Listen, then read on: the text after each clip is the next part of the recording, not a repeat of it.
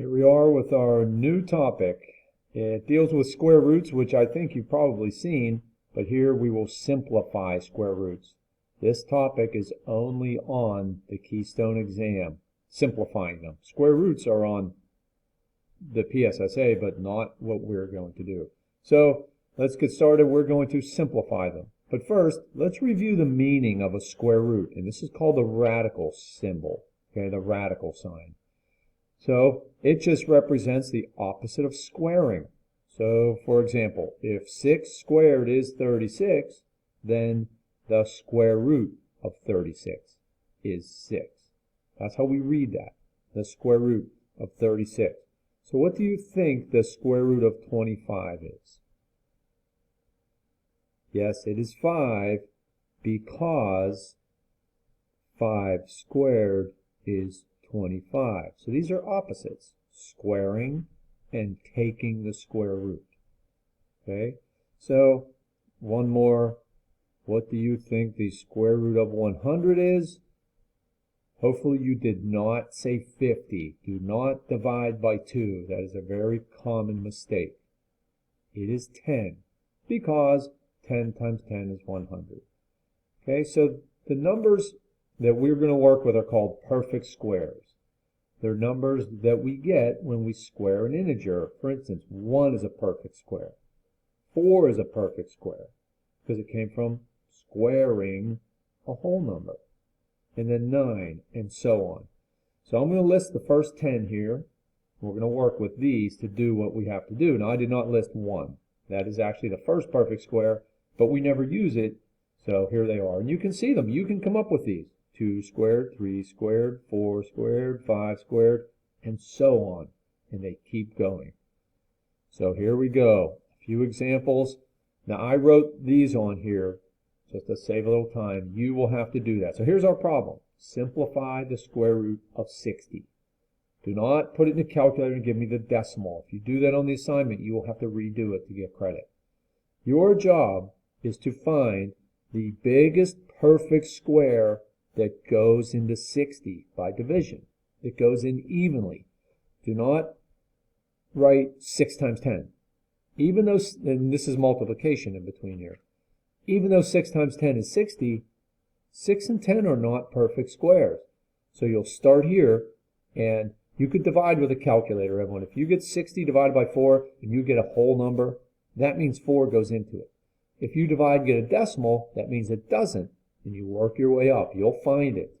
You have to be a little persistent. So 60 does divide 4 evenly. So I put 4 here. That's the perfect square that goes into 60. How many times does 4 go into 60? 15 times. So that's how you're going to start all of these. You'll have 2 numbers that multiply to this. But one of these numbers must be a perfect square.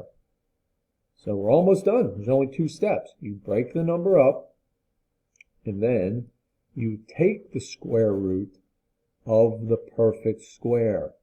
The square root of 4 is 2.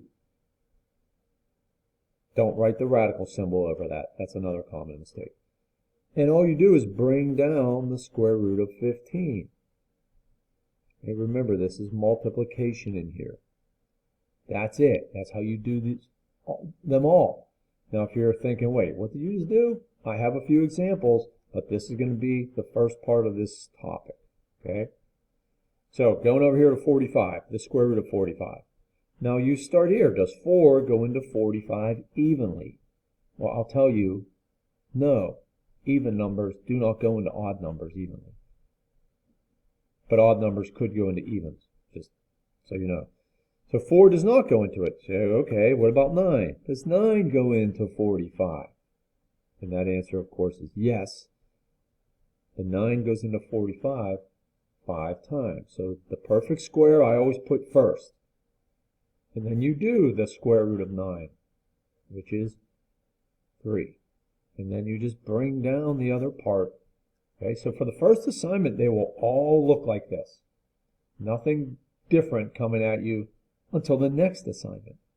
Okay, so 175. You think, oh no, that's a big number. I'll think about it.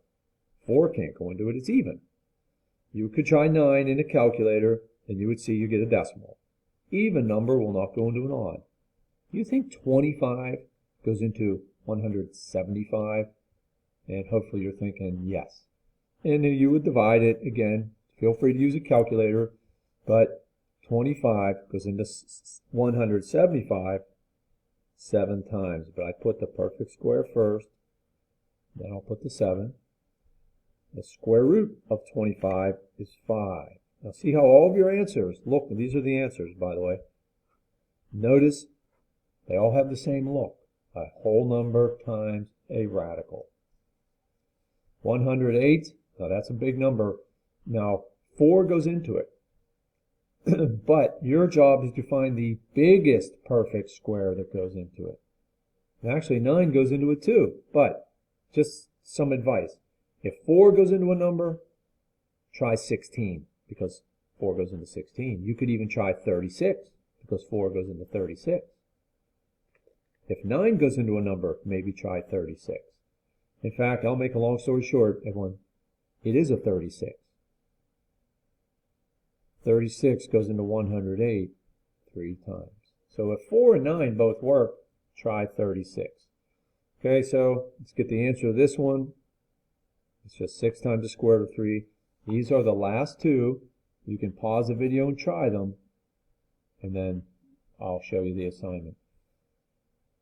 Okay, I wonder if you tried this. Now, you probably realize 4 goes into 80, but I suggested if 4 goes into it, try 16.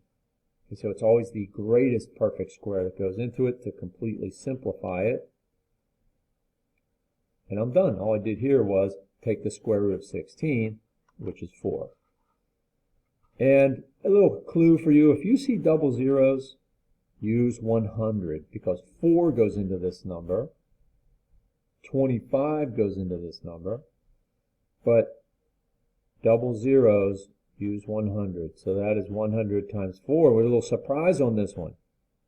The square root of 100 is 10. The square root of 4, hey, they're both perfect squares. That's 2. The answer is 20. This is the only one that will do this. The assignment will not have any that do this.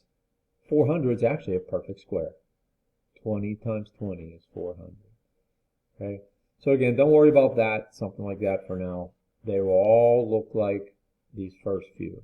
I'm going to show you the assignment because this video is now getting a little bit long. They're all going to look the same. Okay, the first one's done for you. So do them all the same way. Do your best. If you have questions, let me know. Don't just be stuck on an assignment. All right, that's all, everyone.